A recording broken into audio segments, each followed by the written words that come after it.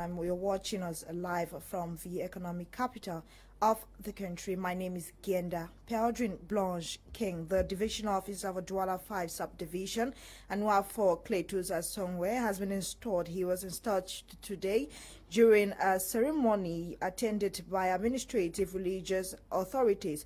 The new divisional officer is charged with the responsibility of resolving multiple land disputes in his new area of command. Lasha Kinsley was present at the event. He compiled the following. The divisional officer for Douala 5 subdivision, NGWA for Cletus Asongwe, has been installed. He was installed today by the senior divisional officer for Wuri division, Benjamin Mbotu. He has only one preoccupation in his mind: to work. He is the divisional officer of all the sons and daughters, men and women of Douala 5 subdivision. Take care of him and help him to consolidate the pillars of this administrative unit. The mayor of Douala 5 Council, Mr. Richard Fongwe, while congratulating the outgoing DO for a job well done, he also thanked all those who came from far and near to witness the installation ceremony of the new DO. For our brothers and sisters who have come from far and near, especially from Chico subdivision, from Bambili in the Mizam division, you are heartily welcome at this Douala 5 ceremonial run. Also present were traditional rulers from the northwest, southwest, west, and littoral regions of the country. Gifts comprising of household equipment were also handed to both the outgoing and incoming divisional officers by the mayor of the municipality. NGWA for Cletus Asongwe replaces Mr. Fombele Mateus Anye, called up for other duties.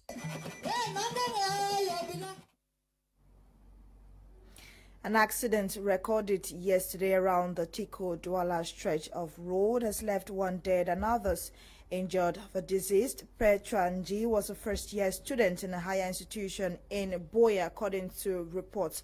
Though the real cause of the accident has not been established, reports say the car tumbled severally on the road, leading to many others who were present in the car being injured. Amongst those injured is the husband-to-be of the deceased and his brother. According to findings, their wedding was scheduled for January 16, 2021. The remains of the lady has been deposited at the Boya Regional Hospital mortuary, while the injured are presently under medical care. And to something else, still in the southwest region of the country, sons and daughters of the 4 villages that make up the Wovia clan have committed the year 2021 into the hands of God. This was during an ecumenical service which brought together the sons and daughters of the clan. It was equally a time to seek the face of God and ask for permission or forgiveness from God. Kumano Rimbom in the following report. It is a tradition for the villages of Botaland, Wovia, Mondoli, and Dame village to come together every first Sunday of the year to celebrate their identity as people with one ancestral parent. In previous years, they celebrated this day inside the sea, performing traditional rituals to the goddess of the sea and organizing cultural activities like canoe race, traditional wrestling, just to name but these few. This year, they have decided to make a difference by organizing an ecumenical service to thank God for choosing them, not only as the indigenous Bakwarians, but as the first community to have opened their doors to the first missionaries that came to Cameroon. During the ecumenical service, the parish pastor of Presbyterian Church Wovia, Reverend Aza Romanus, prayed for the population to be united and support each other to build stronger communities. The ecumenical service witnessed a special thanksgiving offered by the Rapid Boys of Wovia Beach, winners of the 2020 edition of the Wovia Cultural Festival Canoe Race. The second phase of the ceremony was characterized with speeches from the different traditional rulers of the 4 villages that make up Wovia clan with the exception of Botalan village. Addressing the population, the chief of Ndame village, the last of the 4 villages that constitute the Wovia history tree, pleaded with the other village to support them to grow since their village is still under revival. On his part, the chief of Wovia village, Chief Dikanjo Malumbe George, called for a minute of silence to all those villagers who lost their lives in 2020. He warned on the excesses of alcohol consumption and drug addiction in the village while promising difficult times for those who are comfortable with such bad practices. Earlier on, the chairman of the Presbyterian Church, Wovia, Matthias Senge, attempted to give an explanation of the significance of this event. The first missionaries that landed in Cameroon, like I say in Cameroon, landed along the coast of Limbe. And we were opportune to embrace the word from this missionary. So this word that we embrace, we said, before ever want to start any activity in a year, the first Sunday of the year will come by the shore where we embrace Christianity, the first missionaries that came here, and give thanks to God. Just like the saying goes, everything that begins well deserves a good ending. So have the people of Wovia clan committed the year 2021 in the hands of the Lord, hoping for more opportunities to come their way this year. We stay with Kumonorimbom. Some members of Mbasa neighborhood in Batoke village have been recognized for their commitments to the association since creation in 1997. The recognition coincided with the 24th anniversary of the association and the inauguration of the 4th uniform of this association. Kumonorimbom completes the story. Meeting members of Mbasa neighborhood in Batoke village have celebrated the 24th anniversary of their meeting and the 4th inauguration of their meeting uniform, created in 1997 at Mbase quarters, Batoke village, through the initiative of Mr. TAMNJONG Samuel, who brought together a few members from the neighborhood. The meeting has recorded several achievements like the acquisition of a permit, opening of a bank account for the safety of members' money, support of village activities, acquisition of canopies, chairs, and cutleries for rentage, just to name but these few. Addressing meeting members, the president of Mbase neighborhood meeting, Mr. Ngembule Elvis, said one of the reasons which they are celebrating the 24th anniversary is to remember and celebrate the lives of those meeting members who had passed into eternity. He added that the changing of old uniform to new uniform signifies purification of their hearts, changing of old habits to new habits, and changing of all activities to new ones in order for the meeting to grow.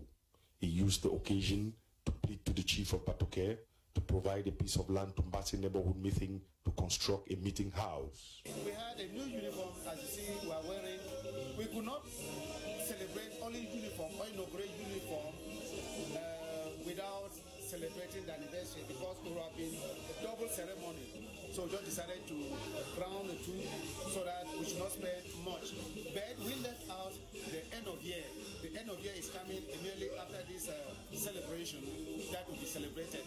In a society, we need people to be joyful, to laugh always, to dance, to be happy, and they will stay longer if they are happy. But if they are not happy, if they are so dormant, they will not live longer. On his part, the chief of Batoke village, His Royal Highness Chief Otto Mulungu Moliver, congratulated the meeting members for the spirit of hard work, unity, progress so far for 24 years. He promised to consult with members of his village traditional council before responding to their demands of a piece of land to construct a meeting house. He urged them to continue in the same spirit while looking forward to celebrate future anniversaries with them. The celebrations also witnessed the award of Certificate of Recognition to some founding and committed members for their contribution to the growth of the meeting. Eileen Sama has updates in Africa. Jihadist fighters in Nigeria have killed 13 soldiers in the northeastern part of the country. Heavy gunfire and rocket-propelled grenades reportedly hit a military convoy in Gaza-Ghana village in Yobe State on Saturday.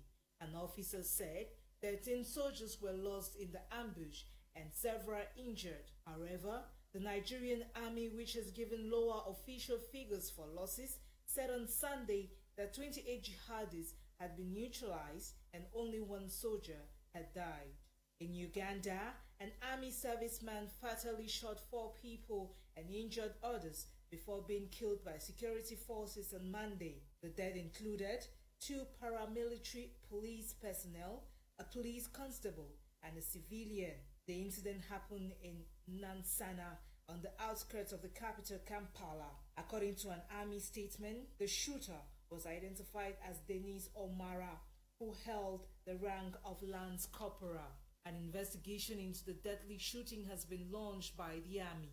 The South African President Cyril Ramaphosa has announced that the country's land borders will be closed to most travelers until 15 February in an effort to slow the spread of coronavirus. In a TV address on Monday night, President Ramaphosa said the pandemic in South Africa is currently at its most devastating stage, with infection numbers far exceeding the peak experienced in the first wave. He said there have been nearly 190,000 reported infections since New Year's Day, and there are currently more than 15,000 people in hospital with COVID-19. France has opened an investigation into the disappearance of a talented Senegalese student who attends a prestigious Paris school. Diary Saw was reported missing on January 4, raising concerns in Senegal and France, sources say. The 20-year-old did not show up at the start of the Christmas holidays at the Louis Loga High School. It is worth stating Diary Saw is known as the best student in Senegal, and her disappearance reported by the Senegal consul on January 7.